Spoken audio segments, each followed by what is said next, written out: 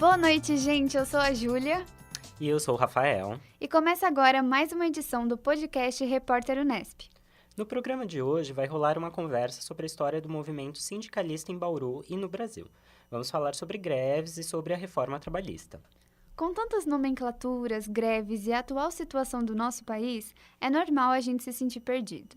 No podcast de hoje, a gente conta com a participação de entrevistados especiais. No primeiro bloco, falaremos com o Tuco, que é professor de História há 27 anos, e com a Renata Ribeiro, que é servidora pública, membro do sindicato Sincerme, que é o Sindicato dos Servidores Públicos Municipais de Bauru e Região, e ela também é vice-presidenta do PSOL de Bauru. No segundo bloco, também batemos um papo com o servidor público Rafael Gonçalves, da Unesp. Lembrando que estamos no SoundCloud e no site do Repórter Unesp. Por isso, fiquem à vontade e continuem com a gente.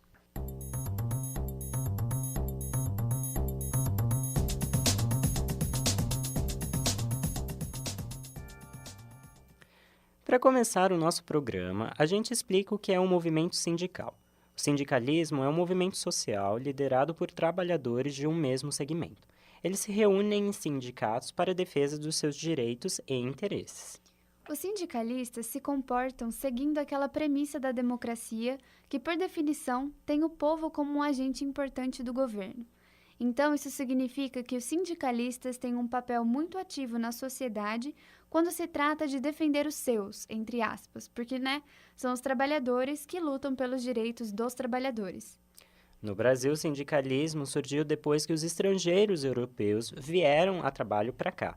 Eles já tinham essa experiência de organização entre trabalhadores por causa da Revolução Industrial, então trouxeram com eles essa ideia de se organizar para lutar pelos direitos dos trabalhadores. Em Bauru, a história do sindicalismo aconteceu por causa da Estrada de Ferro Noroeste do Brasil, que foi inaugurada em 1922. Mas as lutas trabalhistas começaram desde a época da construção da ferrovia, lá em 1905.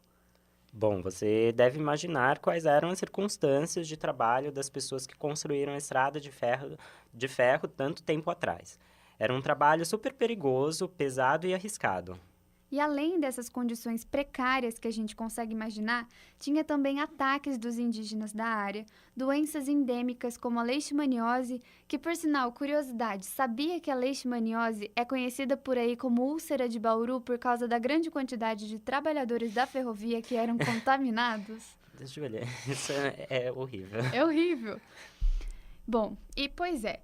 Nessas condições insalubres de jornadas de trabalho intensas, havia muitos atrasos no pagamento dessas pessoas. Faltava também alimentação e assistência médica para acidentes de trabalho.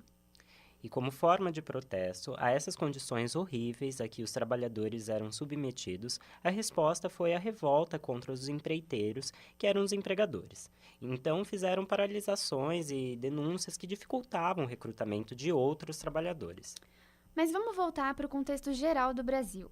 Para a gente entender direitinho como que foi esse surgimento dos sindicatos aqui, o professor Tuco conta que os principais responsáveis pelas primeiras organizações sindicais foram os imigrantes italianos. Então, vamos ouvir. A gente pode dizer que esses italianos eles ajudaram na formação dos primeiros sindicatos. Esses sindicatos teve um forte pensamento anarquista, já que esse movimento era forte na Itália. Quando essa situação começa a mudar nos sindicatos? A partir de 1917, com a vitória dos bolcheviques na Rússia, o êxito desse movimento socialista lá estimula a criação de partidos socialistas por todo o mundo, e essa ideia cresce inclusive na camada operária, onde os líderes anarquistas acabam perdendo espaço para os líderes socialistas. Bom, a gente percebe até hoje que os sindicatos têm uma certa ligação, não uma forte, mas uma certa ligação partidária. O Tuco também explicou como que isso começou.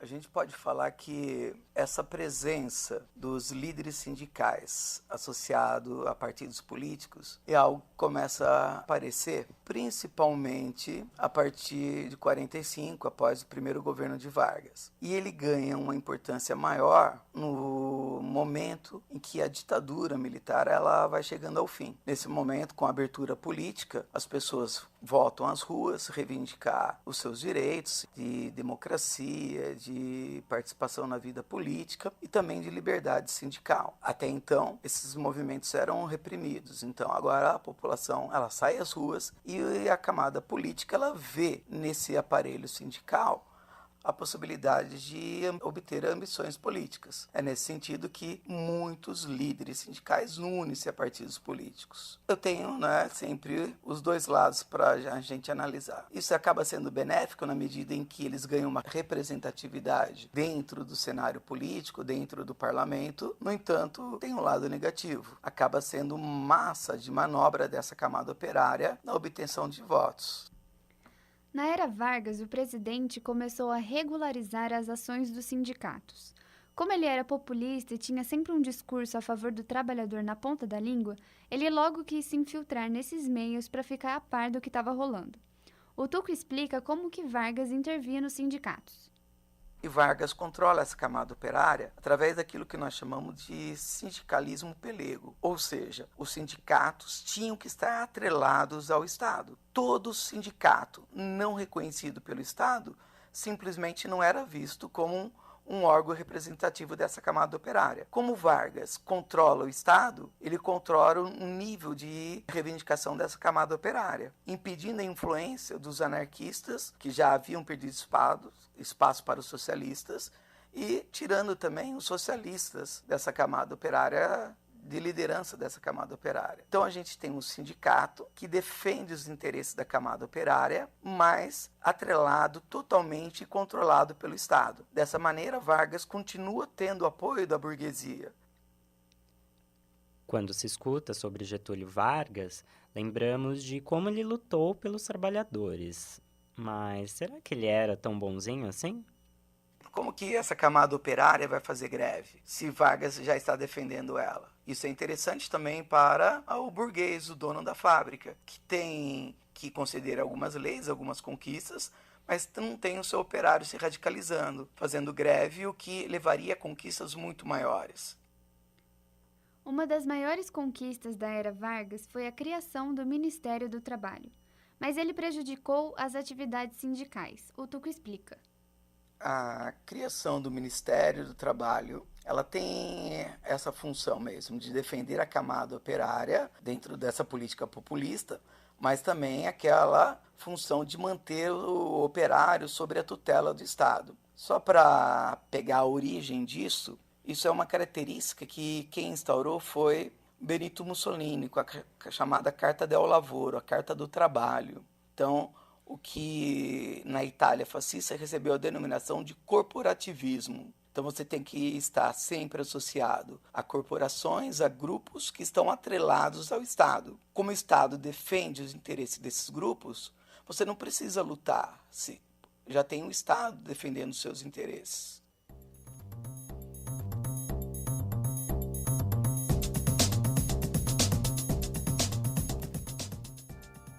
Agora, no segundo bloco, vamos ouvir quem está fazendo história hoje em dia, já que sabemos a história do passado. Isso aí, Rafa, e para isso a gente conversou com a Renata Ribeiro, que é servidora pública e compõe o sindicato da categoria dela. A gente sabe que não é todo mundo que participa dos sindicatos, inclusive são poucas pessoas que se interessam por essa luta. Sobre isso, a Renata fala da importância de participar. Eu vejo como muito importante todas as pessoas que têm possibilidade de participar, de cobrar nas suas direções sindicais, façam isso, porque justamente a gente precisa dessas entidades para assegurar que os trabalhadores tenham uma ferramenta de luta. Bom, não é todo mundo que tem proximidade com o movimento sindical e com as greves. Algumas pessoas podem, inclusive, estar bem na contramão dessa organização. Em grande parte, isso acontece devido a influências de fatores externos, como a mídia. E é isso que a Renata explica pra gente agora. Porque, para a maioria das pessoas, justamente pela formulação que a mídia dá para as greves. Por exemplo, nas greves gerais, né, geralmente o que acontece é que se entrevista quem está lá no ponto de ônibus, está ligando para o patrão falando que não pode ir. E não o lado, né, das pessoas que estão em greve e tudo que elas já fizeram tentando fazer a negociação sem a greve. Então, sim, tem outras maneiras de se negociar com os patrões, a não ser pela greve. Galera, o movimento sindical foi formado há um tempo, como já falamos. Por isso, o ideal é conhecer mais sobre as estruturas e aquilo que regimenta a participação dos trabalhadores e a contribuição popular neste movimento. Falando um pouco mais sobre greves, a Renata contou um pouco sobre sua experiência com a greve que houve em Bauru no começo desse ano. Então, para explicar a greve desse ano, tem que contextualizar. Eu falei para vocês, né, que faz apenas 2 anos que eu ingressei no serviço público, mas eu já acompanhava o trabalho do sindicato e dos ataques do governo municipal aos servidores públicos já há mais tempo. Então, nós chegamos até esse ano de uma sequência de greves, né? Que vieram desde o governo do Rodrigo Agostinho até o governo do Gazeta, né? No ano passado, nós tivemos uma greve mais massiva, mas o prefeito ele usou de artifícios e de manipulações para segregar os trabalhadores em suas funções, porque no serviço público, né, nós temos inúmeras faixas salariais, nós temos inúmeras funções e inúmeras demandas de cada função e até mesmo de cada secretaria, né? Os trabalhadores da Secretaria de Educação têm certas demandas, os da Saúde têm certas demandas, da obras tem outras. E o governo se utiliza desse tipo, dessas necessidades nossas que são diferentes para desunir a categoria, prometendo coisas para certas funções e outras não. E no ano passado a greve ela foi enfraquecida dessa forma. As justificativas para o início da movimentação foram muitas, mas o resultado desses meses de trabalho teve um saldo negativo. E o prefeito, ele não cumpriu o que ele prometeu. No ano passado, ao final da greve, ele prometeu que o nosso reajuste salarial ele estaria garantido no orçamento do município. E não foi isso que aconteceu. Ele não calculou novamente o reajuste que reporia pelo menos a inflação e deixou isso fora do orçamento, como sempre. Em janeiro deste ano, ele prometeu que nos daria pelo menos 4% de reajuste salarial. E quando o sindicato começou as negociações em fevereiro, o governo simplesmente ignorou, né? O processo foi suspenso no mês de abril, mas o desenrolar da história ainda continua. Atualmente, as instâncias sindicais se encontram em estado de greve. E o estado de greve, ele é uma decisão muito acertada, na minha opinião, porque servidores esse ano, na greve desse ano, nós temos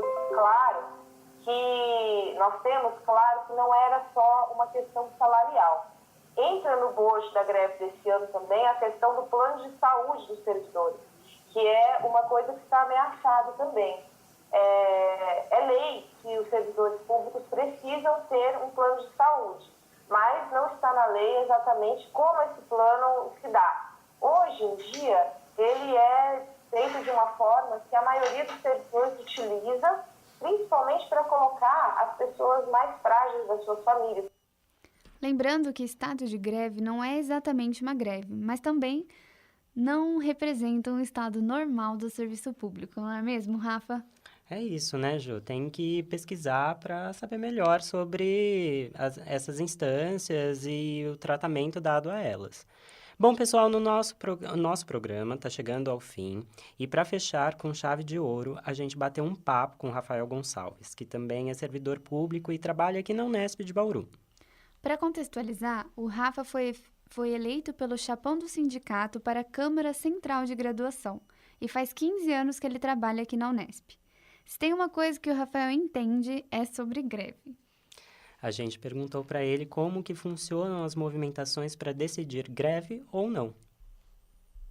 Todas as decisões da Unesp em si, elas são baseadas em órgãos colegiados, né? Esses órgãos colegiados, eles são compostos por servidores, professores e alunos. Para os servidores, o sindicato ele se organiza de forma a lançar candidatos pelo que a gente chama de chapão, que na verdade é uma chapa de candidatos homologados pelo sindicato.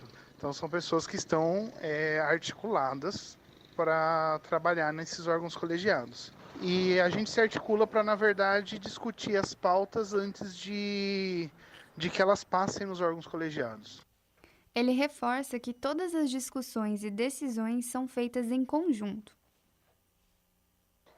Embora a gente tenha uma situação, um sindicato único para toda a Unesp, os campos têm uma certa autonomia para indicar ou não, ou entrar ou não em greve. O indicativo é feito em conjunto, normalmente com o Fórum das Seis, dos 6 entidades sindicais da Unesp, USP, Unicamp, Centro Paula Souza, sendo servidores e docentes. Eles que têm uma análise mais perto das pautas, e eles que fazem a negociação direto com a executiva, direto com os reitores. A greve é sempre a última das alternativas.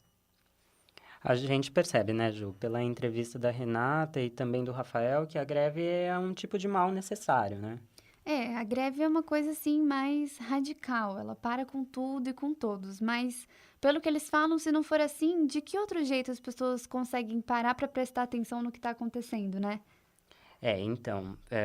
Bom, a gente também pediu para o Rafa explicar, tintim por tintim, o passo a passo da greve. Escutem aí. Toda decisão é coletiva e é por categoria. Então, assim, a Assembleia de Servidores tira a greve de servidores. A Assembleia de Docente tira ou não a greve de docentes. E os alunos da mesma forma. Nunca é decisão individual, é sempre coletiva. O que acontece, e é uma briga constante, é que a gente não tem participação em massa realmente nessas assembleias. Então, assim, muitas vezes quem participa das assembleias são as pessoas que estão mais diretamente ligadas ao sindicato e algumas outras pessoas preferem não participar e se abster e na verdade, como qualquer assembleia, condomínio ou qualquer uma, o que vale é o voto da maioria dos presentes na assembleia, né? Então a assembleia esvaziada acaba decidindo por todo. Como o Rafael é servidor público já tem um bom tempo, a gente pediu para ele dar uma opinião sincera de como está a situação da categoria e o que mais mudou segundo a vivência dele. O mais importante que eu acho que como servidor público me atinge ou atinge a categoria frente aos novos governos é a questão de discurso. Porque muitas vezes tentando atingir o judiciário, e eu acho que até com uma certa razão, é propagado muita história do funcionário público que ganha uma fortuna e faz muito pouco, trabalha muito pouco, e que todo funcionário público é vagabundo, que todo funcionário público ganha no mole. A gente faz muito por uma crença que a gente tem no trabalho que a gente se pôs ali. Muitos colegas que entraram na universidade saíram, porque não tem essa mesma crença, saíram da universidade para ganhar menos até em lugares, por conta de uma condição de trabalho melhor. Então, isso afeta emocionalmente muitas vezes, nos dá muitas vezes a vontade de desistir de tudo e sair, correndo, na verdade. Os tempos parecem ser bem nebulosos e talvez a corrida seja uma alternativa, né, João? É o jeito, né? Bom, pessoal, todo o material do podcast de hoje foi coletado e pensado para explicar alguns dos temas mais complicados quando a gente fala em direito do trabalhador. A gente sempre ouve, vê e até mesmo vivencia essa experiência por meio de amigos e parentes que se engajam. Mas, no fim, o movimento sindical ainda é lembrado e falado de maneira bem resumida. Por falar em lembrar, vamos recordar que é possível ouvir a gente de novo quando vocês quiserem. E, bom, marcamos presença no SoundCloud e no site do Repórter Unesp. A gente espera que vocês tenham gostado e até a próxima. Um beijão! Até a próxima, gente. Tchau!